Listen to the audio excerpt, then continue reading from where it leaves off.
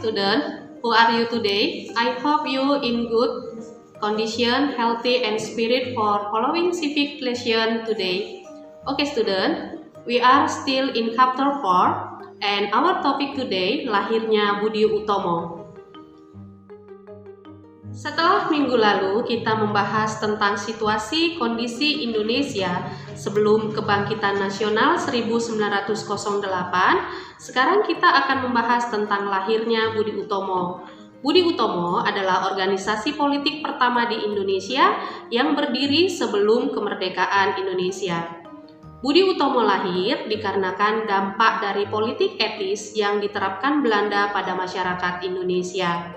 Politik etis dibuat oleh seorang ahli hukum Belanda yang kasihan melihat penderitaan masyarakat Indonesia pada masa itu. Dia adalah Corat Theodor van de Venter. Corat Theodor van de Venter kemudian mencetuskan tentang trilogi Van de Venter yang berisikan irigasi, emigrasi, dan edukasi. Trilogi Van de Venter inilah yang disebut atau yang lebih dikenal dengan politik etis. Politik etis artinya adalah politik balas budi pemerintahan Belanda yang berkewajiban mensejahterakan masyarakat pribumi yang pada saat itu dijajah dan diperbudak oleh bangsa Belanda. Dan ternyata politik etis ini sangat menguntungkan bangsa Indonesia, terutama di bidang edukasinya, yang sangat berperan penting dalam mengubah arah perjuangan bangsa Indonesia melawan penjajah. Karena dari program edukasi inilah telah lahir kaum intelektual Nusantara. Sebenarnya golongan intelektual ini sangat tidak disukai oleh Belanda karena mereka yang seyogyanya dididik untuk kepentingan Belanda malah membelot menjadi membela dan memotori perjuangan amanat penderitaan rakyat. Dengan adanya kaum intelektual, maka arah perjuangan melawan penjajah, dalam hal ini Belanda, berubah alur yang selama ini rakyat pribumi melawan penjajah dengan menggunakan kekerasan, memakai senjata dan bersifat kedaerahan berubah menjadi bersifat nasional dengan menggunakan organisasi modern, yaitu organisasi Budi Utomo. Budi Utomo adalah organisasi politik pertama yang ada di Indonesia.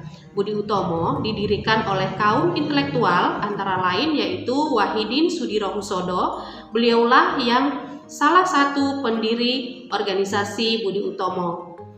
Budi Utomo yang berdiri pada tahun 1908 memiliki anggota sebanyak 650 orang, terdiri dari berbagai kalangan intelektual, dan Budi Utomo pada masa itu belum bergerak di bidang politik, melainkan bergerak di bidang sosial, ekonomi, dan kebudayaan.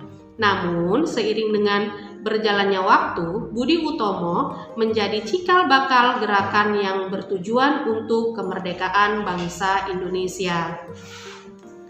Setelah Budi Utomo, kemudian bermunculan organisasi-organisasi kebangkitan bangsa lainnya seperti Indis Partis, yaitu yang berdiri pada tahun 1912, yang awalnya berdiri merupakan organisasi politik, kemudian berubah menjadi organisasi yang bergerak di bidang pendidikan, seperti yang kita kenal sekarang dengan nama Pendidikan Taman Siswa. Kemudian yang kedua adalah Serikat Dagang Islam, berdiri juga pada tahun 1912, kemudian organisasi Muhammadiyah yang didirikan oleh Kiai Haji Ahmad Dahlan.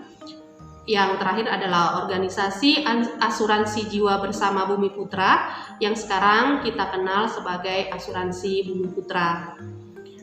Selanjutnya, Budi Utomo dianggap sebagai organisasi yang menjadi pelopor bagi organisasi kebangsaan lainnya. Oleh karena itu, tanggal kelahiran Budi Utomo yaitu tanggal 20 Mei yang hingga sekarang ini kita peringati sebagai Hari Kebangkitan Nasional. Sekian pembahasan hari ini. Miss harap kalian paham apa yang saya jelaskan hari ini.